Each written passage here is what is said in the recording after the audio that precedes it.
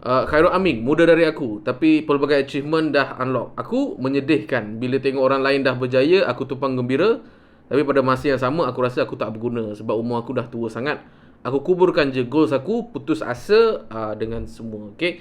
Dan respon yang macam ini sebenarnya nampak macam a bit of a negative lah sebenarnya. Bukan a bit, banyak lah negatif dia.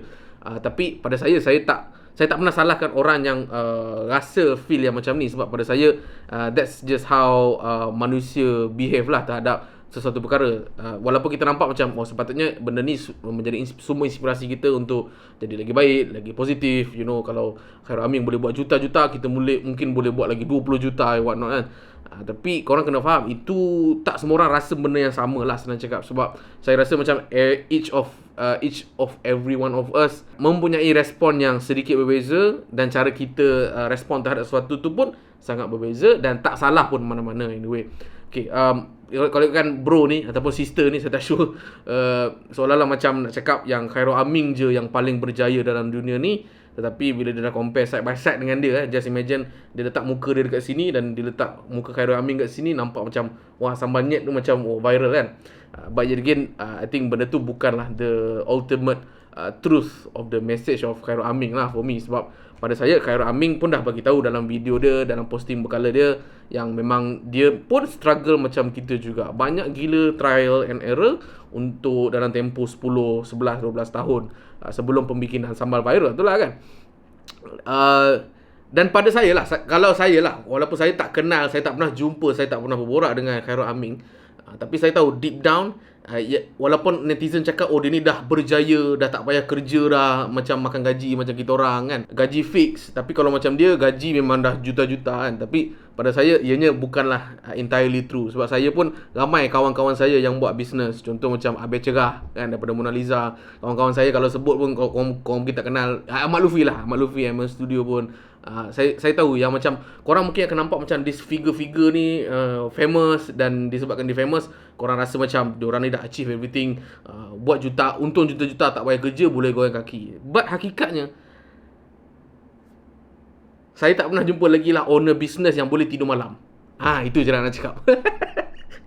Dia macam mana geng? Ini saya cerita pas sudut mengusahakan sebuah business lah.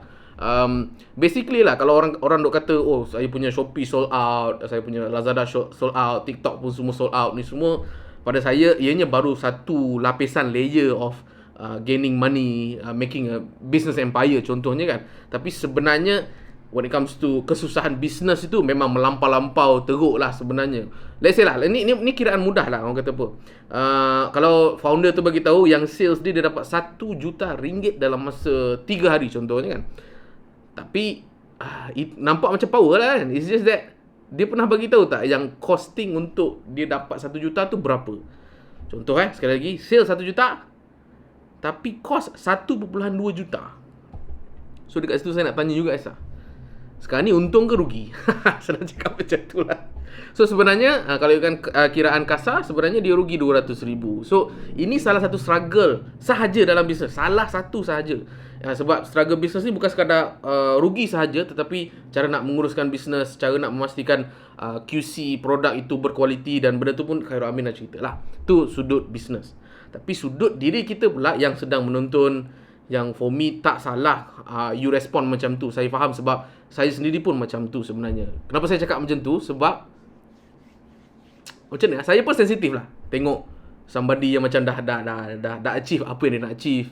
Dia dah kata apa, dan dia nampak lagi baik daripada saya lah, lagi better daripada saya in terms of achievement dia. Nak pula kita pun makin tua kan. So let's just say waktu saya muda saya nak jadi millionaire contoh kan. Tapi waktu sekarang saya umur 28, saya masih lagi belum capai tahap millionaire. Tapi kawan saya dah capai. So sepatutnya kita cakap tahniah, kita appreciate dia, kata go teruskan. Tapi deep down kita nampak diri kita ni tak berguna. Automatically ini memang like psikologi manusia memang macam tu lah. Biasanya macam tu. So macam mana Cikgu Luan handle benda tu kan? Tak, dia simple je. Cara saya handle adalah dengan saya tak get into it. Maksudnya saya tak ambil pot sangat dengan cerita-cerita sukses macam ni. For me lah kan. Walaupun some people say, oh kau being negatif lah. Maksudnya kau tak nak tahu lah kejayaan Khairul Amin. Kau tak nak tahu kejayaan founder-founder business sama ada dekat dalam negara atau luar negara kan. But I think benda tu berjaya untuk saya. Dan disebabkan saya tak compare myself dengan others tu terlalu tinggi sangat. Kalau ada news pasal founder ni dapat juta-juta, saya macam skip lah. Saya tak baca pun pasal news tu. Result dia adalah saya keep on improving day by day lah. Faham tak?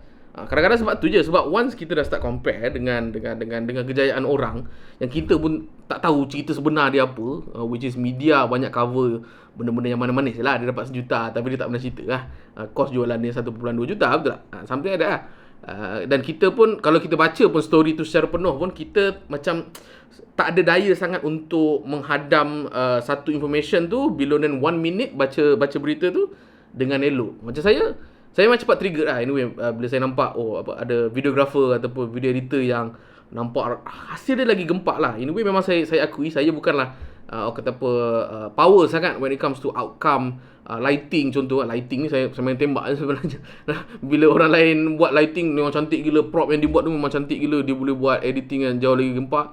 So benda tu saya kata tahniah kepada you guys. It's just that my internal self mengatakan macam kau tak bagus lah, kau tak macam dia orang, kau sampah lah senang cakap. Dan benda tu bro ataupun sis, the feeling is actually mutual. Now apa yang sepatutnya korang buat, okay, saya tak ada kuasa untuk menentukan hala tuju korang. Ini sekadar saya punya perspektif lah. Okay, perspektif saya macam saya cakap is just that bila jumpa je benda-benda macam ni, walaupun secara naturalnya positif, untuk media sosial korang skip je lah.